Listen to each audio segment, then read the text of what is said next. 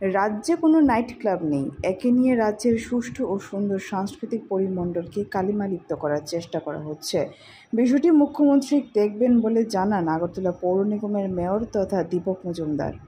ঠিক আমি জানি বিতর্ক যারা বিতর্ক করছেন তাদেরও তো তাদের মনের দিকটা হয়তো তাদের কাছে ভালো লাগবে না হয়তো বা আমি ঠিক জানি। তবে নাইট ক্লাবের কোনো ক্লাব এখানে হয়েছে আমি জানি না। এটা অন্য নাইট ক্লাব আমরা কথায় বলছি নাইট ক্লাব, এটা তো অন্য একটা নাম আছে।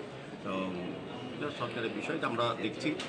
সার্বিকভাবে আমাদের সরকার আসার পর আমি বলবো যে রাজ্যে একটা সুস্থ সুন্দর সংস্কৃতি পরিবর্তন তৈরি হচ্ছে, এটাকে কালিমাপ্ত করার জন্য বিভিন্ন দিক থেকে নাইট ক্লাবের নাম অমুক নাম দিয়ে এটাকে বিব্রত করা হচ্ছে, মানুষকে ভুল বোঝানো হচ্ছে। তারপর আমাদের সরকার আমাদের মুখ্যমন্ত্রী দেখবেন, সবটা দেখেন।